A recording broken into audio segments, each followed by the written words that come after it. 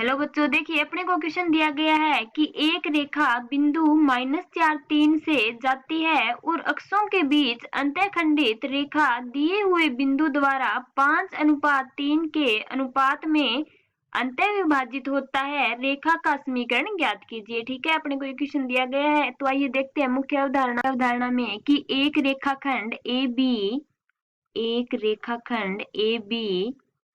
रेखाखंड AB को कोई अन्य बिंदु एक रेखाखंड AB को कोई बिंदु P मान लेते हैं हम कि एक रेखाखंड AB को कोई बिंदु P यदि M1 अनुपात M2 में अंतः विभाजित करे। एक रेखाखंड AB को बिंदु P M1 अनुपात M2 में अंतः विभाजित करे। बिंदु P M1 अनुपात M2 में अंतः विभाजित करे तो P के निर्देशांक होंगे अपने पास अंतः विभाजित करे।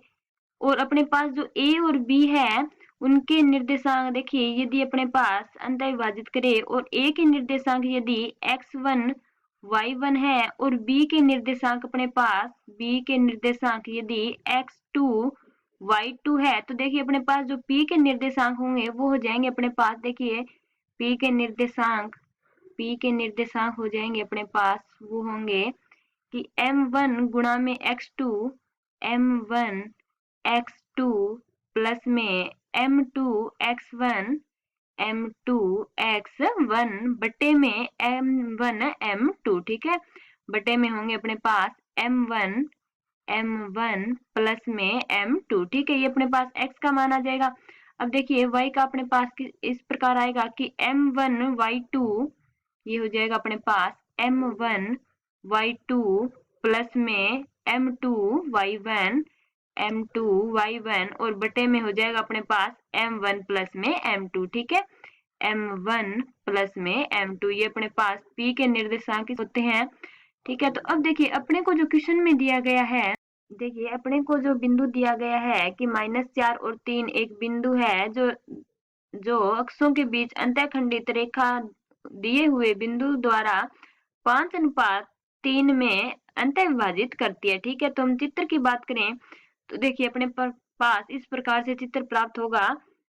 देखिए जहां अपने पास एक रेखाखंड है, हम ए बी एक रेखाखंड मान लेते हैं जिसके निर्देशांक -a और 0 होंगे, क्योंकि x पे इसके निर्देशांक है, y पे तो ये 0 ही होगा।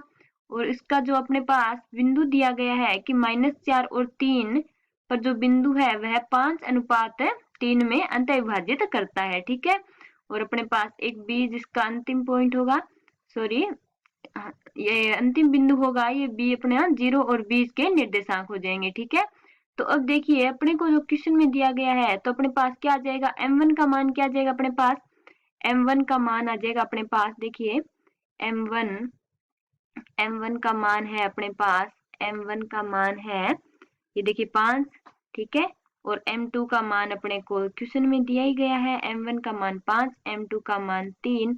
यहाँ से अपने पास जो x1 y1 के मान होंगे वो हो जाएंगे, देखिए x1 का मान है हो जाएगा अपने पास -a, y1 का मान अपने पास 0 y1 0। ठीक है, x2 अपने पास हो जाएगा 0 और 2 का मान है b। ठीक है, यहाँ पे अपने पास y2 का मान है b।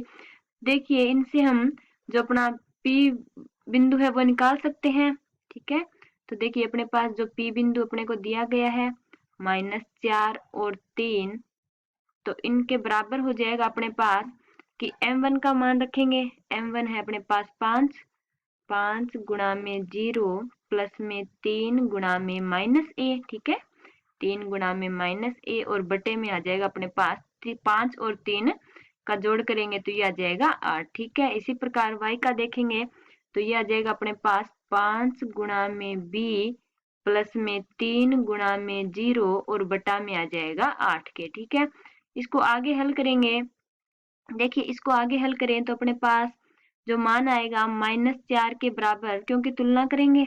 ठीक है, तुलना करने पर अपने पास -4 के बराबर मान आएगा, वो आएगा -3a बटे में 8 -3a बटे में 8 और 3 के बराबर मान आएगा वो आ जाएगा देखिए 5b/8, क्योंकि 3 को 0 से गुणा करेंगे तो 0 ही हो जाएगा, तो ये आ जाएगा 5b/8। यहाँ से देखिए अपने पास जो a और b के मान आएंगे वो आ जाएंगे, a बराबर आएगा अपने पास, a बराबर आएगा 32/3, 32/3, और b का मान आ जाएगा अपने पास 8 ये 24, यानी 24/5। ठीक है, ये अपने पास मान आ गए। अब देखिए अपना जो a बिंदु है उसके -a और 0 है, तो अपने पास a का मान रखना है।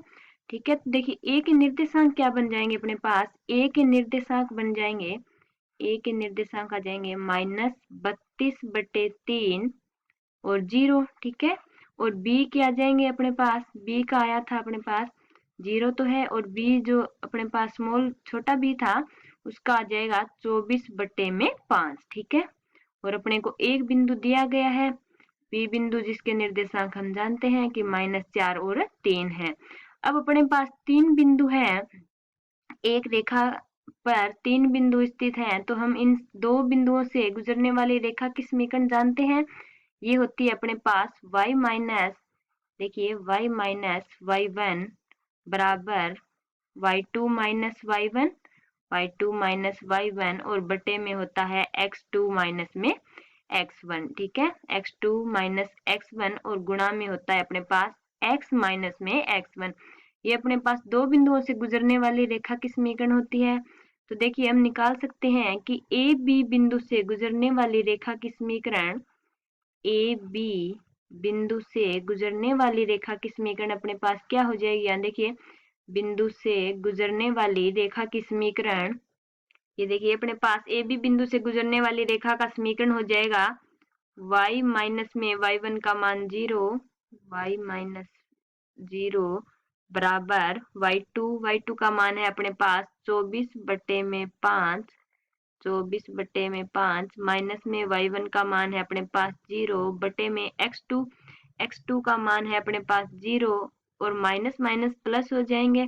ठीक है, तो ये आ जाएगा अपना 32/3, और गुणा में आ जाएगा x2 minus x1, x minus में x1, x1 का मान है अपने पास -32/3, तो ये हो जाएगा x प्लस में 32/3। ठीक है, यहाँ जाएगा अपने पास 32/3। तो अब आगे देखिए अपने पास, देखिए समीकरण को आगे हल करेंगे तो अपने पास आ जाएगा y बराबर